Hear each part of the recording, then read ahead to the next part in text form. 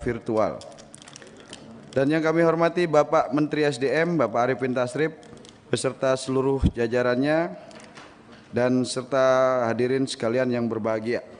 Pertama-tama marilah kita panjatkan puji syukur kehadirat Allah, Tuhan Yang Maha Esa, yang telah melimpahkan rahmat dan karunia-Nya kepada kita semua. Sehingga pada hari ini kita dapat melaksanakan rapat kerja secara protokol kesehatan guna melaksanakan tugas-tugas konstitusional kita. Pada kesempatan ini kami mengucapkan terima kasih atas perhatian serta kesediaan Bapak Ibu anggota Komisi 7 untuk mengikuti rapat kerja pada pagi hari ini. Sesuai undangan yang telah disampaikan dan berdasarkan jadwal rapat Komisi 7 DPR RI pada masa persidangan 1 tahun sidang 2022-2023, maka pada hari ini Komisi 7 DPR RI akan melaksanakan rapat kerja dengan Menteri SDM RI dalam rangka pelaksanaan fungsi anggaran dengan agenda sebagai berikut. Penyesuaian RKAKL Kementerian SDM RI tahun anggaran 2023 sesuai hasil pembahasan Badan Anggaran DPR RI. Berdasarkan data dari Sekretariat anggota Komisi 7 DPR RI yang telah hadir berjumlah 20 anggota dari 8 fraksi yang ada, dan dengan demikian quorum sebagaimana ditentukan dalam Peraturan DPR RI nomor 1 tahun 2020 tentang tata tertib pasal 281 ayat 1 telah terpenuhi, dan sesuai dengan ketentuan pasal 276 ayat 1 yang menyatakan bahwa setiap rapat DPR bersifat terbuka kecuali dinyatakan tertutup. Oleh karena itu, izinkan saya atas nama pimpinan rapat meminta persetujuan anggota agar rapat ini dilaksanakan sesuai dengan protokol kesehatan dan bersifat terbuka. Apakah dapat disetujui? Setuju. Atas persetujuan anggota dan dengan mengucapkan Bismillahirrahmanirrahim, rapat kerja Komisi 7 DPR RI dibuka dan dinyatakan terbuka untuk umum. Sebelum melanjutkan rapat, izinkan kami meminta persetujuan Bapak Ibu anggota bahwa rapat ini akan dapat diselesaikan pada pukul 12.00 dan dapat diperpanjang lagi sesuai dengan kesepakatan bersama. Berdasarkan surat dari Badan Anggaran DPR RI nomor B/16-21-AG-05.02/2022 tanggal 20 September 2022 hal penyampaian hasil penyesuaian RKAKL Kementerian Lembaga tahun anggaran 2023 bahwa RKAKL tahun anggaran 2023 Kementerian SDM yang disetujui menjadi 5.027.8,8 juta rupiah atau berkurang sebesar 195 dari yang diusulkan oleh Komisi 7 DPR RI berdasarkan rapat kerja tanggal 8 September 2022. Namun pagu tersebut sudah ada penyesuaian dan mendapat tambahan berdasarkan dari acuan awal di nota keuangan dan ditambahkan oleh Kementerian Keuangan sejumlah 400 miliar rupiah. Sehubungan dengan hal tersebut, Komisi 7 meminta penjelasan Menteri SDM terkait sebaran-sebaran atas tambahan sebesar 400 miliar tersebut. Untuk itu kami berikan kesempatan kepada Menteri SDM untuk dapat menjelaskan terkait pemanfaatan tambahan anggaran tersebut. Terima kasih, waktu dan tempat kami persilakan.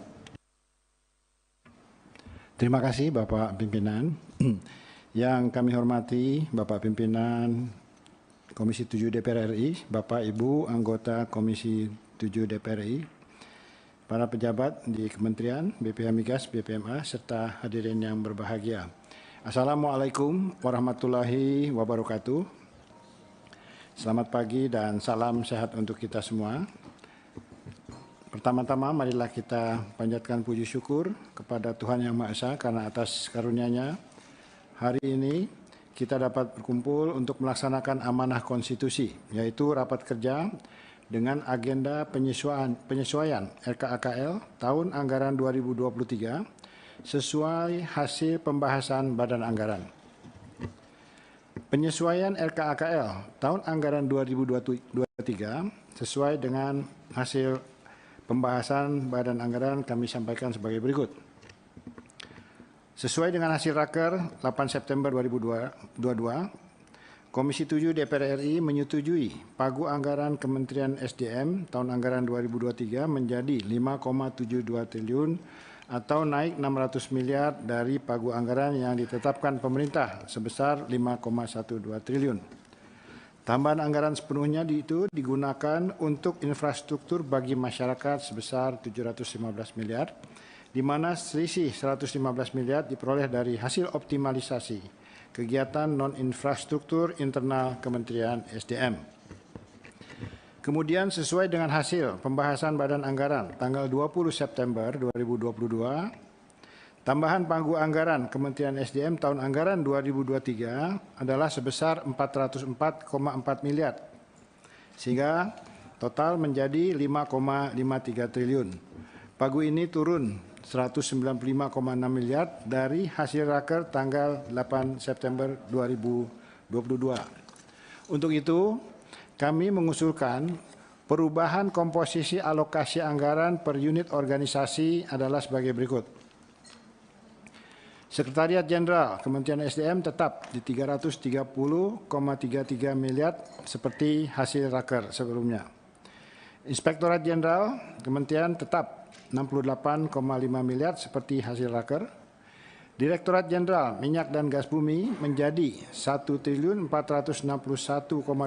miliar atau berkurang 86,5 miliar dari hasil Rakernya yang sebelumnya. Ini dilakukan dengan mengurangi bagian daripada kongkit petani. Direktorat Jenderal Ketenagalistrikan tetap 669,24 miliar seperti Raker. Direktorat Jenderal Mineral dan Batubara tetap 678,64 miliar seperti hasil Raker. Dewan Energi Nasional tetap 56,86 miliar seperti hasil Raker. Badan Pengembangan Sumber Daya Manusia SDM tetap 522,61 miliar seperti hasil Raker. Badan Geologi tetap 581,62 miliar seperti hasil Raker. BPH Migas tetap 212,22 miliar seperti hasil Raker. Direktorat Jenderal Energi Baru Terbarukan dan Konversi Energi menjadi 868,71 miliar atau berkurang 109,1 miliar dari hasil Rakernya. Nah, ini dilakukan dengan penyesuaian program. Kemudian Badan Pengelola Migas Aceh tetap 78,93 miliar seperti hasil Raker. Selanjutnya, pagu kegiatan infrastruktur tahun anggaran 2023 menjadi sebesar 1,67 triliun dari sebelumnya hasil Raker yang sebesar 1,86 triliun, terdiri dari kongkit nelayan tetap sebanyak 20.000 paket dengan pagu anggaran 208,2 miliar. Kongkit petani menjadi 30.000 paket dengan anggaran 259,53 miliar. Bantuan pasang baru listrik tetap sebanyak 83.000 rumah tangga dengan anggaran 201,65 miliar. Kemudian PLTS terpadu PLTMH di wilayah 3T tetap sebanyak 12 unit. PLTS terpadu dan 3 unit ini dengan anggaran sebesar 94,44 miliar. PJUTS menjadi 31.075 unit dengan anggaran 500,45 miliar. Abdal tetap sebanyak 7.500 unit dengan anggaran 60,84 miliar dan rice cooker tetap sebanyak 680.000 unit dengan anggaran 340 miliar. Bapak Ibu atau Komisi 7 DPR yang kami hormati, demikian penjelasan kami mengenai topik yang telah dianggarkan. kepada pimpinan untuk dilanjutkan pada sesi selanjutnya. Terima kasih. Wassalamualaikum warahmatullahi wabarakatuh.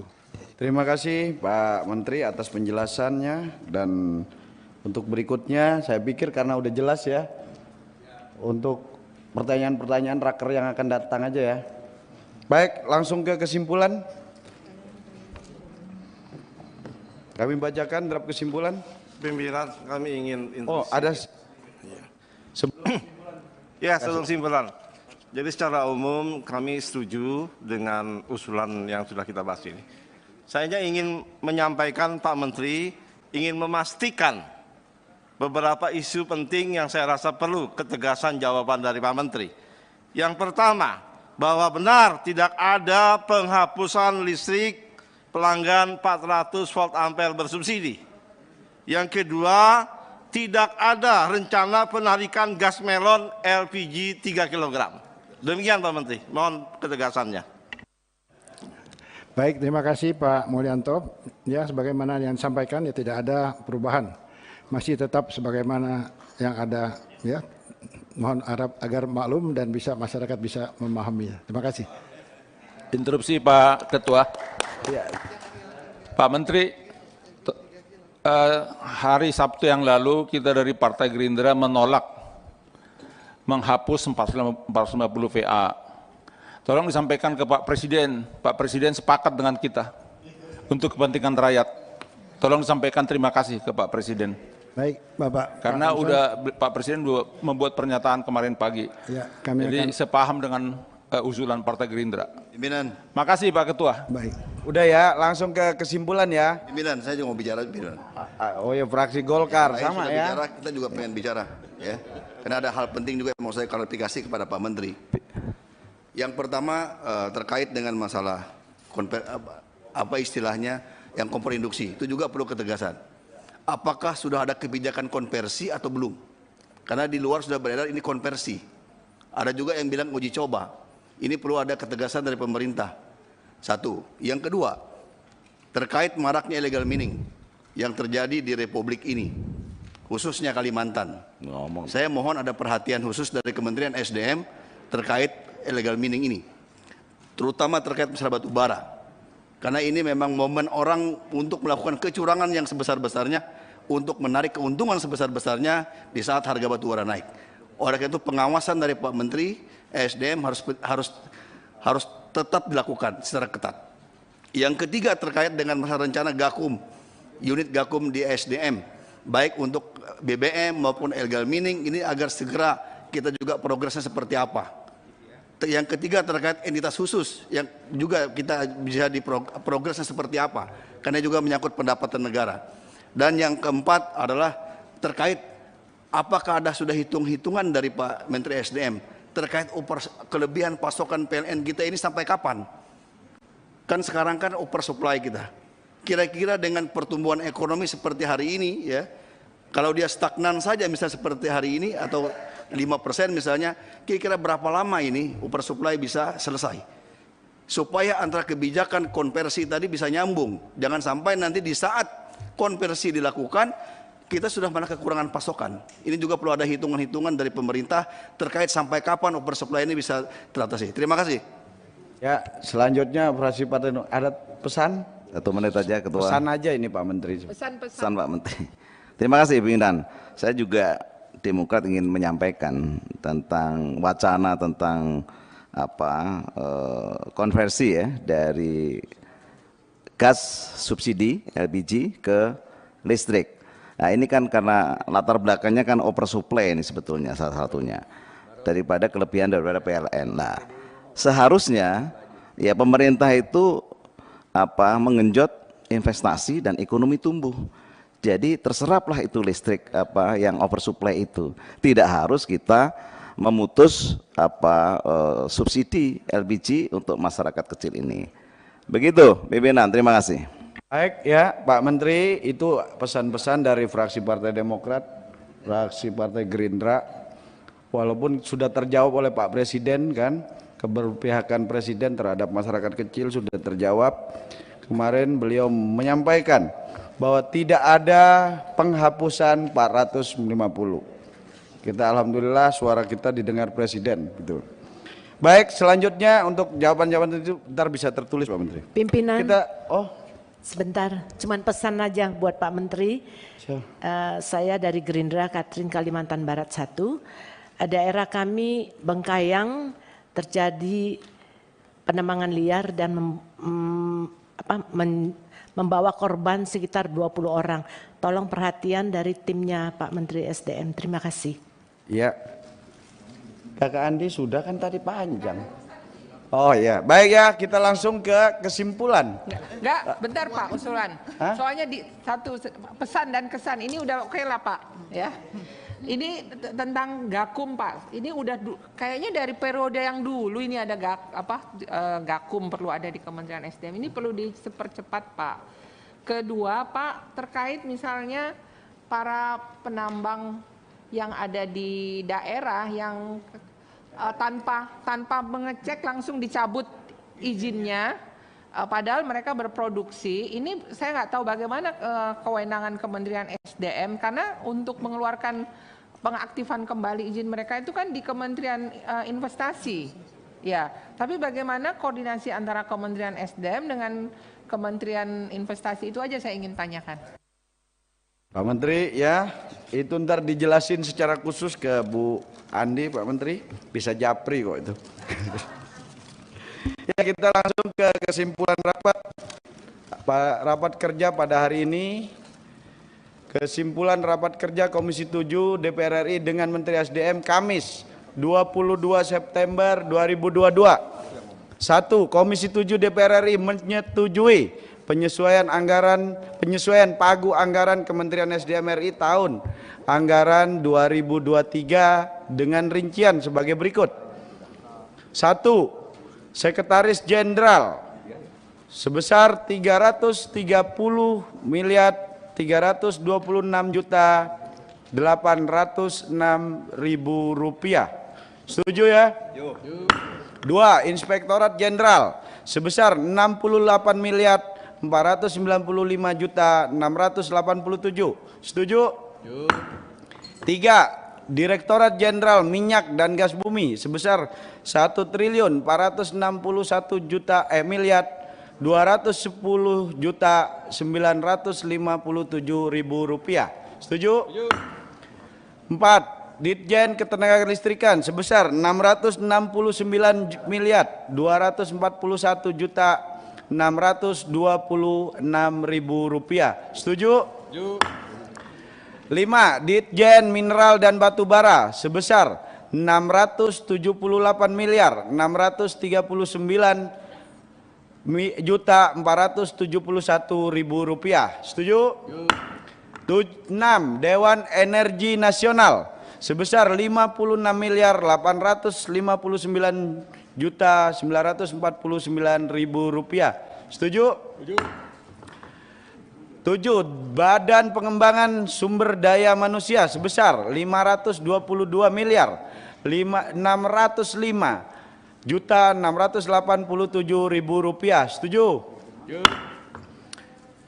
Badan Geologi sebesar 581.621.733.000 rupiah. Setuju? BPH Migas sebesar 224.302.000 rupiah. Setuju? Direktorat Jenderal Energi Baru dan Terbarukan dan Konservasi Energi sebesar 814.714.647.000 rupiah. Setuju? Terakhir ini BP Migas Aceh sebesar 927.564.000 rupiah. Setuju? Dan total anggaran Kementerian SDM berdasarkan hasil penyesuaian dengan badan anggaran dan kita sepakati adalah 5.527.868.400.000 Rp429.000. Setuju ya?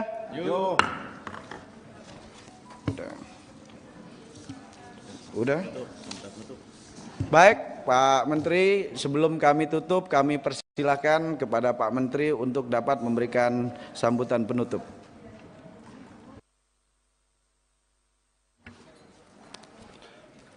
Terima kasih yang kami hormati Bapak Pimpinan dan Bapak Ibu anggota Komisi 7 DPR RI. Kami mengucapkan terima kasih atas kesediaan Bapak Ibu anggota Komisi 7 RI yang telah bersedia untuk melakukan pembahasan akhir penyesuaian RKAKL Kementerian SDM tahun 2023 sesuai hasil pembahasan Badan Anggaran yang menyepakati anggaran Kementerian SDM tahun anggaran 2023 sebesar 5,53 triliun dengan tambahan belanja sebesar 400,4 miliar rupiah. Tambahan anggaran tersebut sepenuhnya digunakan untuk infrastruktur bagi masyarakat. Komitmen kami untuk segera melaksanakan proses pengadaan infrastruktur tersebut di tahun 2022 melalui lelang Pradipa, sehingga awal tahun 2023 sudah dapat berjalan dan masyarakat segera dapat memanfaatkannya. Kami juga mohon dukungan anggota Komisi 7 DPR RI untuk dapat segera menyampaikan kelengkapan data usulan penerima manfaat agar proses pengadaan dan pelaksanaan kegiatan infrastruktur dapat berjalan dengan baik sesuai dengan yang direncanakan. Terima kasih. Wassalamualaikum warahmatullahi wabarakatuh. Waalaikumsalam warahmatullahi wabarakatuh. Kami ucapkan terima kasih kepada Pak Menteri atas kerjasamanya yang baik dalam rapat hari ini. Dan kami atas nama pimpinan pimpinan komisi seluruhnya yang hadir secara fisik maupun virtual juga mengucapkan terima kasih kepada Bapak Ibu seluruh anggota Komisi 7. Akhirnya dengan mengucapkan syukur alhamdulillah rapat kerja pada hari ini saya nyatakan ditutup. Wabillahi taufik wal hidayah. Wassalamualaikum warahmatullahi wabarakatuh.